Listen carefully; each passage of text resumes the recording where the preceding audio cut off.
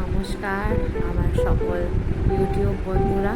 আমি জানি ইউটিউবে অনেক বড়রাও, আমার থেকে বয়সে যারা বড় তারাও ভিডিও দেখে, আবার যারা আমার থেকে ছোট তারাও দেখে, আবার সমবয়সী আমার যারা তারাও দেখে। প্রথমেই আমি বলবো, বড়রা যারা আছেন আমার প্রণাম নেবেন, আর ছোটদের জন্য অনেক অনেক ভালোবাসা, আর আমার সমবয়সী যারা আছে তাদের জন্য অনেক অনেক ভালোবাসা। তো আমার ব্লগটা যদি আপনাদের ভালো লেগে থাকে অবশ্যই চ্যানেলটাকে সাবস্ক্রাইব করে দেবেন, আর লাইক করতেও ভুলবেন না কেন। আজ মঙ্গলবার, আজকে কি রান্না করব চলো সেটাই তোমাদের সাথে শেয়ার করি। চলে এসেছি এবার রান্নাঘরে। দিনের সব থেকে বড় যে কাজটা, সেই কাজটা শুরু করতে এবার চলে এসেছি। সবার প্রথমে আজকে রান্না করব পুঁই শাকের তরকারি। সেজন্য বড়িয়ে ভেজে আগে তুলে রেখেছি। ওই তেলের মধ্যেই 5 ফোড়ন দিয়ে আলুটা ভাজা বসিয়ে দিয়েছিলাম। আর রান্না করবো আজকে একটু আলু পোস্ত, সেই জন্য পোস্তটা মিক্সিং জারে না ভিজিয়ে রেখেছিলাম। আচ্ছা, আলুটা যখন ভেজেছিলাম না আমি, তখন একটু আলুর মধ্যে নুন, সামান্য হলুদ, লঙ্কার গুঁড়ো দিয়ে তারপর ভেজে নিয়েছিলাম। ভাজার পর একটু আদাও ওর মধ্যে কুচিয়ে দিয়ে দিয়েছিলাম। তারপরে আলুটা ভাজা হয়ে যেতে এই যে পুঁই শাকটা দিয়ে দিয়েছি, আর একটু গ্যাসের ফ্লেমটাও বাড়িয়ে দিলাম। আসলে না, পুঁই শাক সেরকমভাবে রান্না করা হয়ে ওঠে না, তাই ভাবছিলাম একটু নিরামিষ পুঁই শাক কীভাবে রান্না করবো। আমার শাশুড়ি আমাকে বললো যে এরকমভাবে রান্না করো, তখন খেতে বেশ ভালো হবে। তাই চেষ্টা করলাম, জানি না কেমন হবে।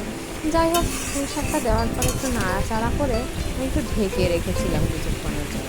তারপর আলুটা হাফ সিদ্ধ হয়ে যেতে ঢাকাটা খুলে না বড়ি যে ভাজা ছিল সেই বড়ি ভাজাটাও ওর মধ্যে দিয়ে দিয়েছিলাম। এই যে আলুটা মোটামুটি সিদ্ধ হয়ে গেছে। তারপরে এবার একটু স্বাদ মতো নুন আর চিনি দিয়ে, মানে চেখে দেখেছিলাম নুনটা একটু কম ছিল দেখে একটু স্বাদ মতো নুন আর একটু চিনি দিয়ে ভালোভাবে নাড়াচাড়া করে আলুটা একটু ঘেটে ঘেটে দিয়েছিলাম, তাহলে তরকারিটা বেশ মাখা মাখা হবে। তারপরে আস্তে আস্তে নাড়াচাড়া করে তরকারিটা নামিয়ে নিয়েছিলাম। দেখতে তো ভালোই হয়েছে, খেতে কেমন হবে যখন খাবো তখনই বুঝতে পারবো। আর তারপরে বসিয়ে দিয়েছিলাম কড়াইয়ের মধ্যে সামান্য তেল দিয়ে কালো জিরে ফোড়ন দিয়ে আলুটা ভাজা বসিয়ে দিয়েছিলাম। আসলে পোস্ত রান্না করবো না, আলু ভাজা হয়ে গেলে তার মধ্যে জল দিয়ে দিয়েছিলাম। এই যে আলু সিদ্ধও হয়ে গেছে। আলু সিদ্ধ হয়ে যাওয়ার পর পোস্ত যেটা বেটে রেখেছিলাম ওর মধ্যে দিয়ে দিয়েছি। আসলে সব ভিডিওটা করা হয়নি, তাই যেইটুকু করেছি সেইটুকুই আপনাদের সাথে শেয়ার করলাম। একটু কাঁচা লঙ্কা দিয়ে দিলাম পোস্ত নামানোর আগে। আর এটা না একটু পেঁয়াজ ভেজে নিচ্ছি। ওই যে পোস্তটা তুলে রেখেছি, আমার বড় আবার একটু পেঁয়াজ পোস্ত ভালোবাসে, সেই জন্য পেঁয়াজ ভেজে অর্ধেক পোস্ত এবার এর মধ্যে ঢেলে দিয়েছি। নিরামিষও রইল, আবার পেঁয়াজ পোস্ত হল। আর আজকে করবো ডিমের ভুজিয়া। আচ্ছা, পোস্তর মধ্যে একটু সর্ষের তেলও ছড়িয়ে দিয়েছিলাম। আমার ডিমের ভুজিয়া করার জন্য পেঁয়াজ কুচিয়ে নিয়েছিলাম, কাঁচা লঙ্কা কুচিয়ে নিয়েছিলাম, আর ডিমটাকে দিয়ে একটু নুন দিয়ে ভালো করে ফেটিয়ে নিয়েছিলাম। তারপর কড়াইতে তেল দিয়ে এই যে নাড়াচাড়া করলাম, হয়ে গেল ডিমের ভুজিয়া। ভুজিয়াটাও বেশ দেখতে ভালো লাগছে। যাই হোক, আজকের মতো রান্না মোটামুটি শেষ। এবার আমার রান্নাঘর পরিষ্কারের পালা। গ্যাস কিন্তু আমি প্রত্যেক দিন ভালো করে সার্ফ দিয়ে মুছি। আসলে যেখানে দিনের বেশিরভাগ সময়টাই কাটাই, সেই জায়গাটা তো একটু ভালোভাবে পরিষ্কার পরিচ্ছন্ন রাখতে হবে, নাহলে পরের দিন আবার রান্না করতে আসবো কী করে। বিকালেও থাকে টুকটাক কিছু রান্না। যাই হোক, সার্ফ দিয়ে ভালোভাবে গ্যাসটাকে মুছে নিলাম। আর আমাদের না এখনও রান্নাঘরে চিমনি বসানো হয়নি, তো সেই জন্য যে রান্না করি দেওয়ালে তেল ছিটকিয়ে যায়।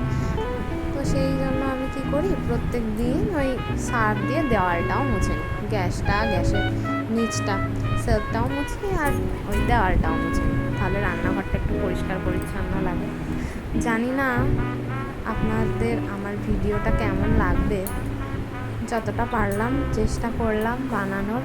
যদি ভালো লাগে আমার চ্যানেলটাকে কিন্তু সাবস্ক্রাইব করে দেবেন, আর লাইক করতেও ভুলবেন না।